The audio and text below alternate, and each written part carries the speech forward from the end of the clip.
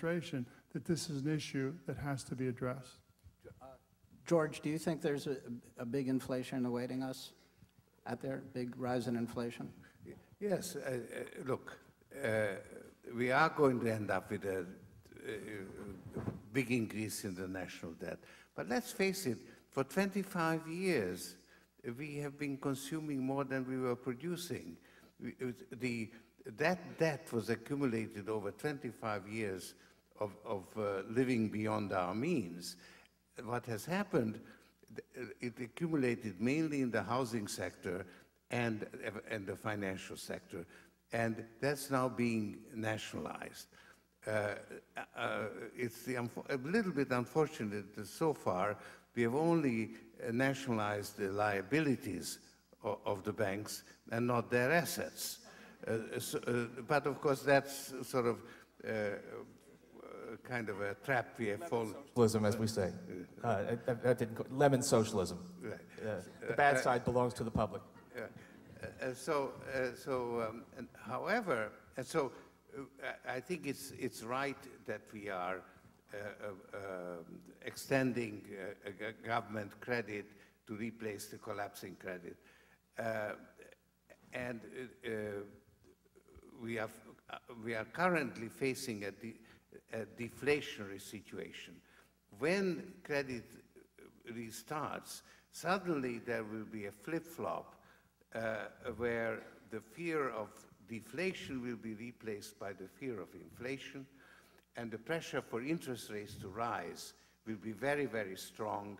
At that time, the Fed would be ill-advised to keep on buying long-term debt, because that would push other people out from buying the debt, and they would have to monetize it all, and you would have runaway inflation. So therefore, the rise in interest rates is going to choke off the recovery. And so we are facing now a period of stop-go or stagflation, similar but more severe than what we faced in the 80s. 70s, sorry, I get my decades wrong. Historian here. That's why you have a historian here, George, just to get the decades right. Right. That is a favorable outcome compared to what would have happened if we didn't do what we are doing. Jeff, can I ask a question? Because it seems to me that analogies are being drawn here with various different decades. Paul seems to think that the 1930s apply. Well, of course, when Keynes was writing, globalization had completely broken down, and as he said, his recipe was really intended for a closed economy, not an open economy. Paul talks in wonderfully national terms. I noticed this in your columns, Paul. But the world's one economy now, and we have to think of it as one economy for as long as globalization holds up.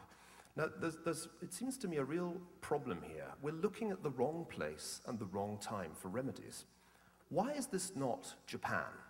What is the difference between what we are doing now and what the Japanese did after 1989? They did practically exactly what we're doing.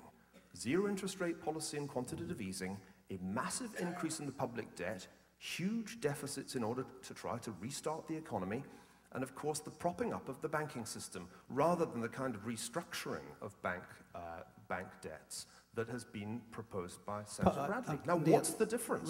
Let Paul answer. I think he probably has an answer. No, actually, on the banking side, we are behaving alarmingly like the Japanese. In fact, in many ways. Now, the funny thing is that we came into this. By the way, I think both the 1930s and Japan's lost decade are entirely relevant. That's very much the framework in which I think, and a lot of what I'm saying really are global issues, and I hope we have a chance to get to this, because it is a global savings glut. The world as a whole has more desired savings than the world as a whole is willing to invest. That's our problem right now. That's the immediate problem. And if I were going to say the amazing thing about U.S. policy is that we have policymakers who thought a lot about Japan. Tremendous emphasis at the Fed, tremendous emphasis on learning from the Japanese lesson, decision we were not going to do what the Japanese did, that we were not going to have a fiscal response that was just enough to prop up the economy but not enough to really generate a recovery, that we were not going to let the banks slide, sort of propping them up but not actually fixing them. And then faced with the actual crisis, what we have is a fiscal response that's enough to prop up the economy but not enough to generate a real recovery. And what we're doing is letting the banks slide, propping them up enough to keep them from collapsing but not enough to really fix them.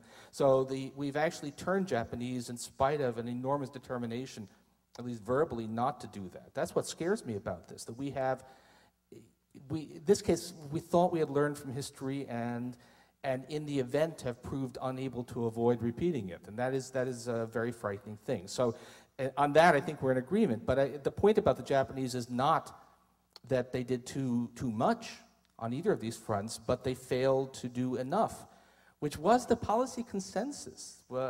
If you asked what Larry Summers was saying before, it was you have to have a Powell doctrine. You have to hit this kind of problem with overwhelming force. And what we've instead got is a Vietnam-style escalation. Let me let Nouriel make a quick comment on this, and then let's go on to broader issues about the future.